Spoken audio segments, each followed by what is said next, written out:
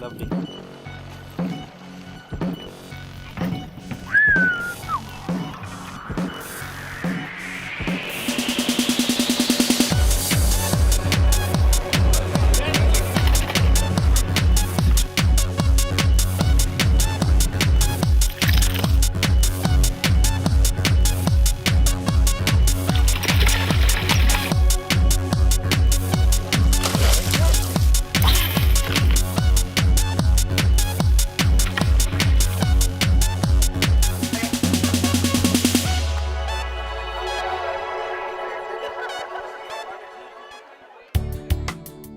Lake Kariba, situated 365 kilometers northwest of Zimbabwe's capital Harare, becomes the annual home for the Kariba Invitation Tigerfish Tournament, also known as Kitft. This year's Kitft introduced and enforced new rulings to keep with the wider sport ideal of fair play, giving all competitors fairness throughout the competition. Anglers arrive at Charara Bay a few days before in preparation for the tournament. Boats of varying sizes and anglers from all walks of life make Charara Bay home for a week of planning and participating in a demanding 3 days of fishing. The practice of pre-baiting has been banned, and for 12 weeks prior to the event, any offenders would receive up to a 10-year ban from Kitft. Registration of participants is essential in maintaining lake safety and is key to the well-being of the tournament.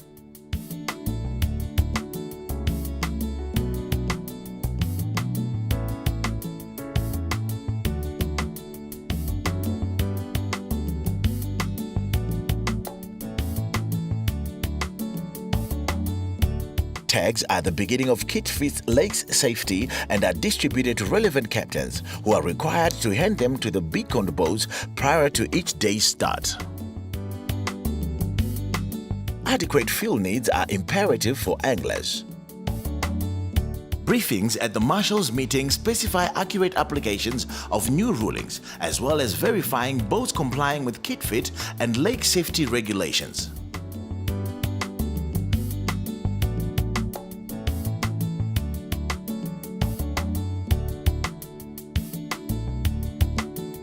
Marshals also corroborate permitted areas for fishing on the lake.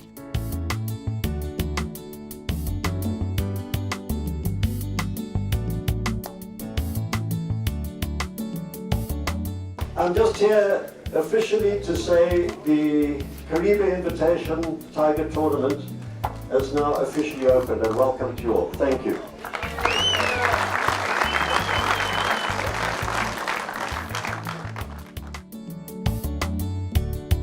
Captains and their teams are briefed on the lake and security dangers by tournament director.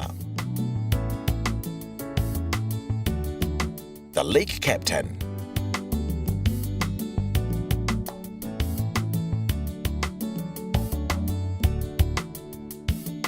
National parks.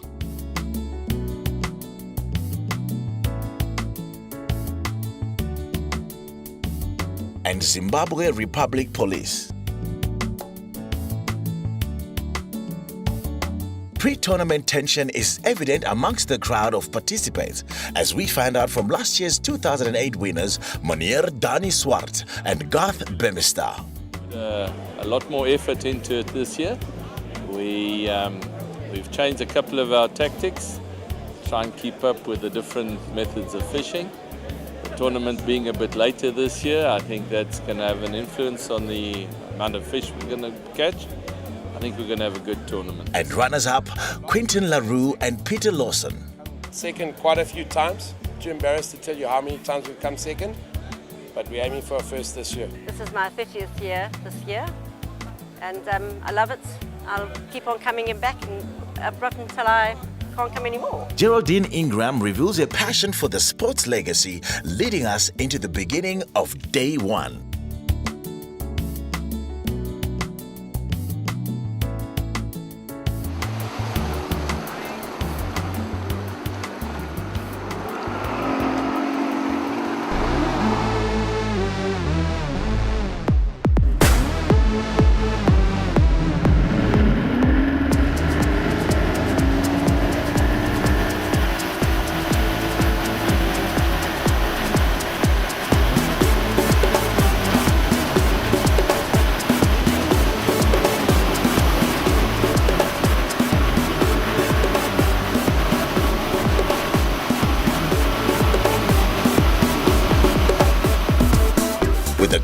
very Kitft dynamic start to day one, a great deal of expectation hangs in the humid Kariba air.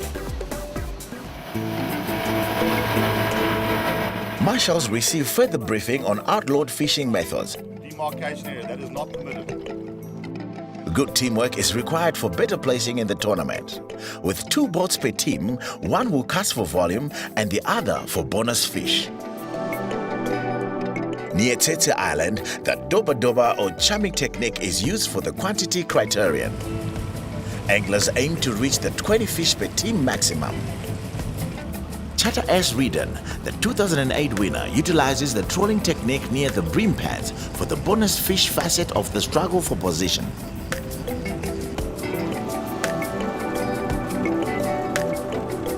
With fortune arriving early in the day for Louise Swart, we return to the Tsetse Island region.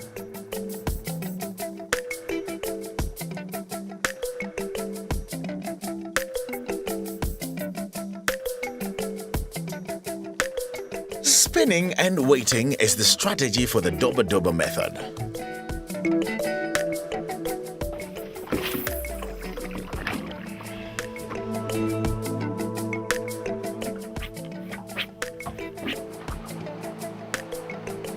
The spinning method can be used with live bait or conventionally manufactured lures.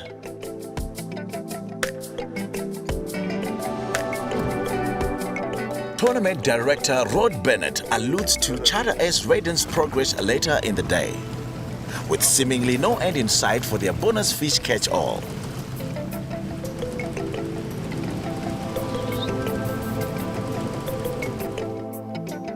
High returns also for Charter B U-Link by way of down-rigging with their trolling.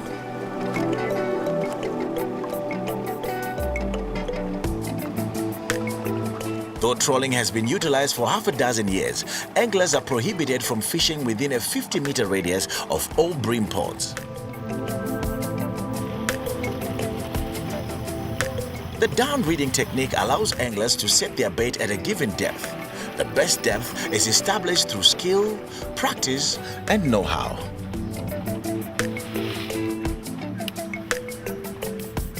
With downriggers set, the rods are placed in their ready position and anglers wait for the strike.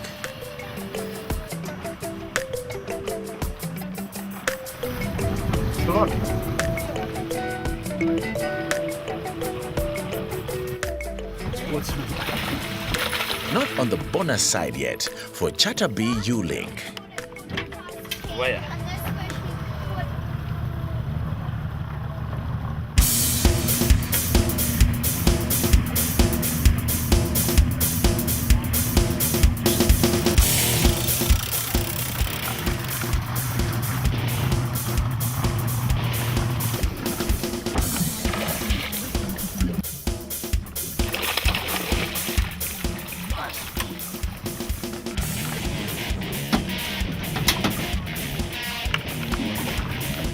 Is that your first bonus fish, Ian?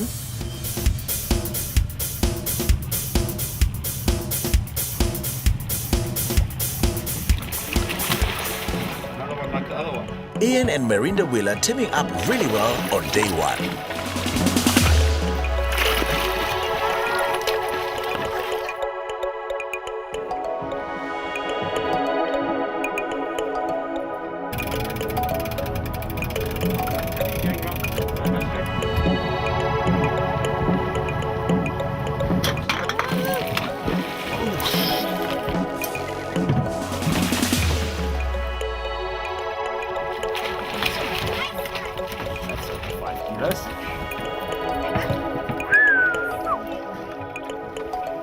Ian, is that the second one? The first weighed bonus fish gives teams double points for that particular fish. And with the Wheeler party, it was starting to look like one.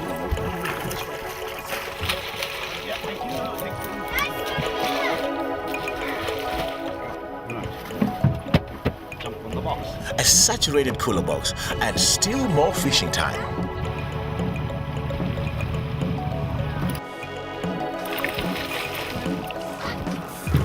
That's actually an upgrade, eh? The anglers must give good time to reach Way Bay before cut-off time. Whilst some cooler boxes are full of tiger, others just hold the big ones. Anticipation is high at the Les Stewart Way Bay as anglers wait for the start of last year's top 10 weigh-in. For today, the first day of Kitft 2009. Yeah, in the bay. Turn on the bay. No GPS revelations from LSC Bush Cats. This is my 38th year and I'm very chuffed to have a fish like this in the first day.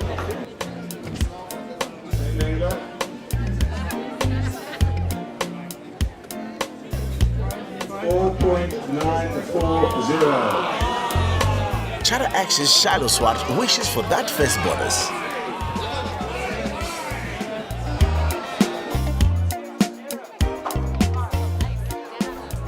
Day one's crown goes to Chatter BU Link, who maintained consistency in the volume and higher mass criterion.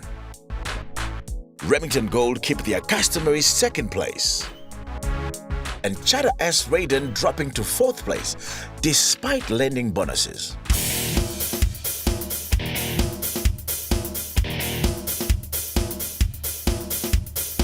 As day two dawns, we expect another standard electrifying start.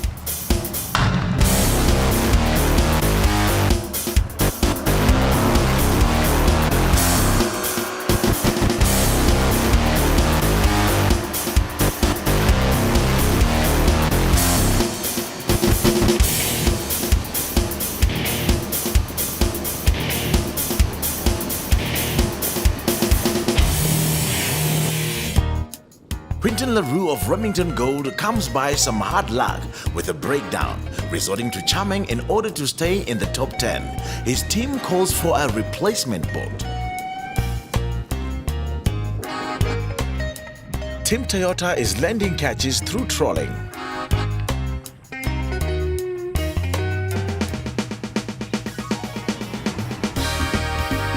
They are on the bite and are confident with their spot near Antelope.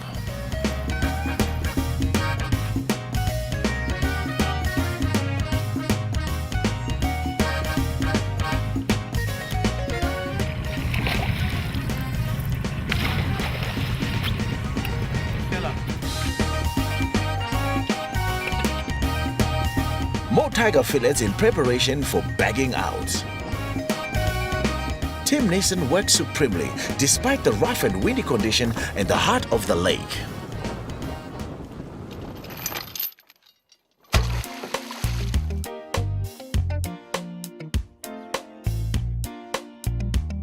Ivan Wilson, Kitft winner in 1994 and 1999, near Tsetse using charming and playing the waiting game. We asked for comment on the new ruling. I think it's a good thing. I've been trying to get it going for many, many years. And newer fishing techniques. Most of these guys that are catching the big fish now are trolling around the cages. And that's where they get the big fish. You're not doing too bad yourself here, Ivan.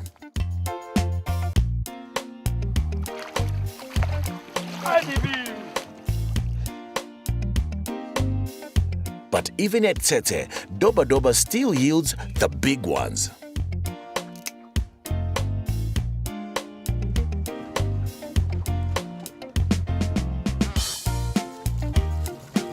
Grimwood Cook's location also gives up large catches.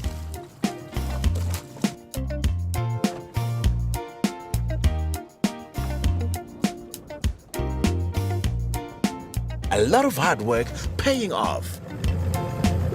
Some hard work to do now.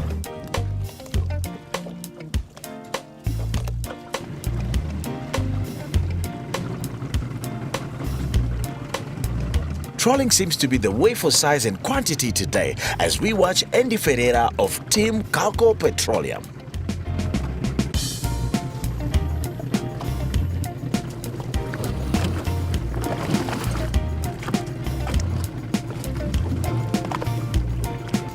Ooh, any sunshade would do for the midday heat.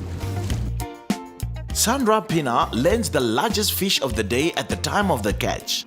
At 10.7 kg, we trust that she'll come away with the big prize. There's certainly no chance of losing out on the bonus points as a result of weight loss through the heat of the day, unlike Shiloh's from day one.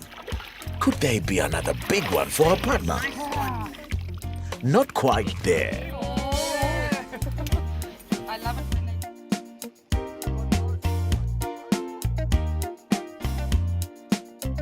Shiloh at a tree line watches and waits for that strike that might make up for missing the bonus points on day one.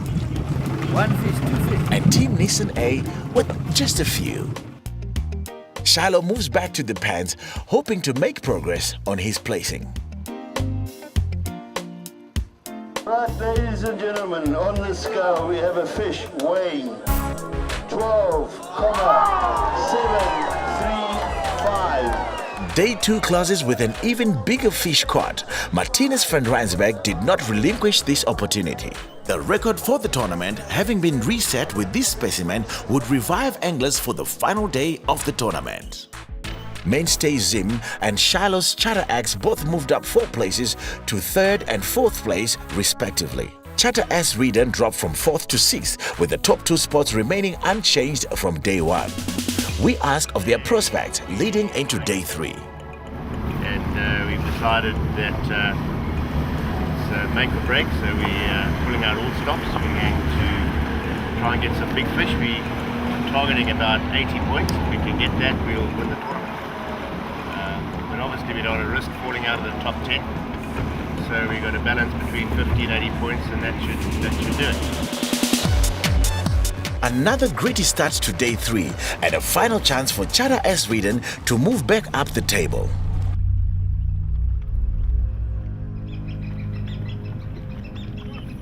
Go, go, go.